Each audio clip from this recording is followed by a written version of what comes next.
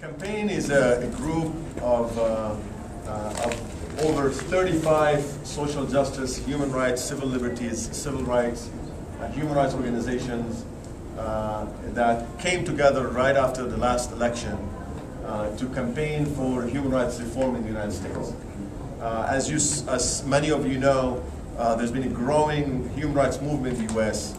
Trying to reclaim the respect for human rights and using the human rights, international human rights in the United States to advance social justice issues.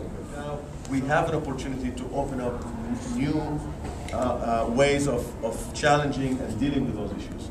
So the campaign is trying to create, first of all, or to have the administration and the White House issue an executive order so that there will be an interagency working group within the administration to coordinate human rights work within the departments and agencies. So that the Department of Labor, Department of Education will talk to each other about how best to deal with people's problems and about human rights violations in the country. The civil rights, different civil rights offices and divisions will also look at international human rights norms in investigating civil rights violations in their respective agencies. So once that coordination happens, it's just the beginning. We want to make sure that there are focal points in each department and agency where people can make sure that they can contact and ensure that they are doing the right thing, taking more seriously human rights commitments and obligations. And the second goal is to reform the U.S. Civil Rights Commission, or the U.S. Commission on Civil Rights. The commission was created in the mid-50s to uphold civil rights laws in the United States in the area of employment, housing, to monitor human rights, violations of civil rights in particular. This commission, unfortunately, the last decades, particularly since the 80s, have been discredited and lost its independence. Presidents, particularly Republican president, appointed people who are anti-civil rights, who are anti-human rights.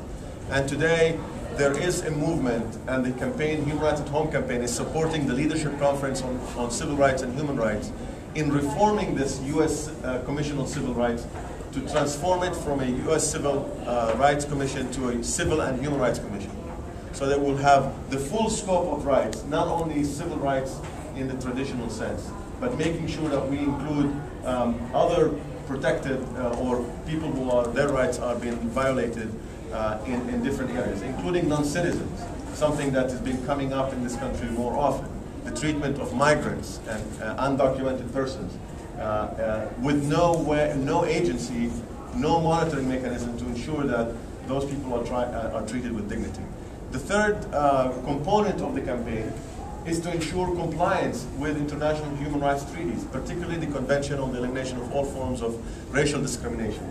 A couple of years ago, over 250 organizations submitted shadow reports, which were coordinated by the U.S. Human Rights Network to the Committee on the Elimination of Racial Discrimination in Geneva.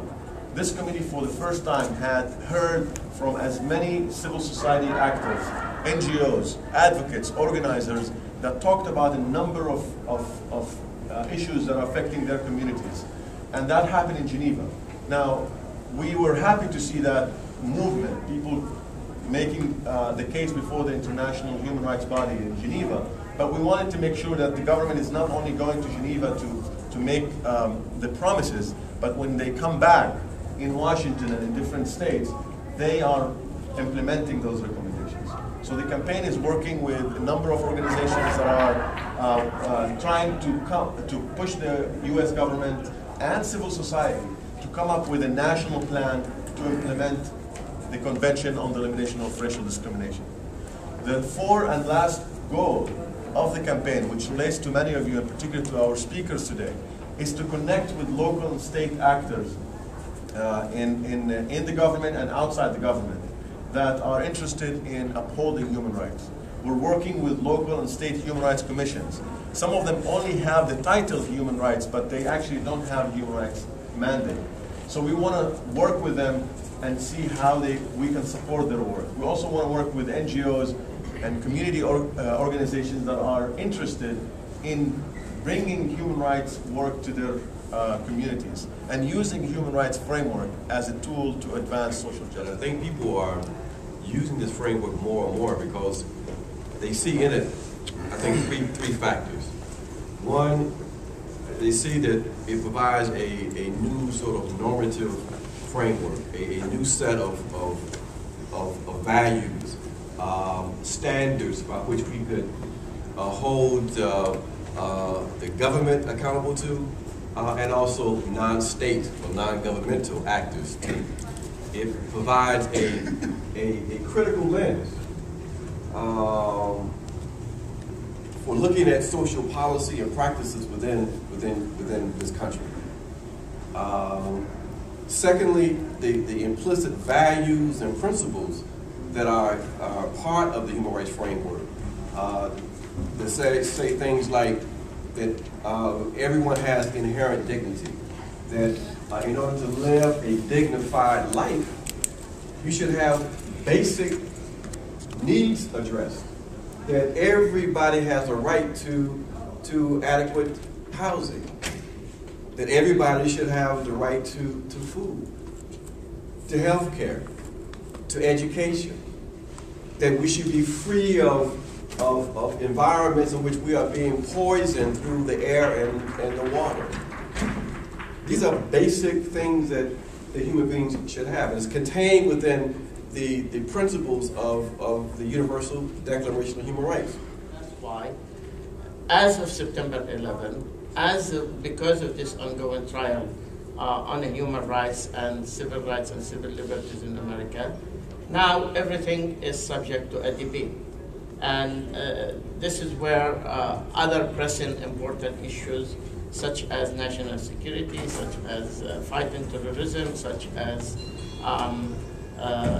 this global challenge that facing all, came to hijack these precious values of human rights and civil liberties and put it hostage by the name of security and safety, which I don't think that any of us will even put it as a matter of debate, that which is come first, or like the two, they work against each other. On the contrary, the safe mode of the nation is built on the core values of human rights and civil liberties. And that has been the case, and there is no new... And we've been organizing campaigns around pushing for not only local jobs within the communities, but a national jobs program.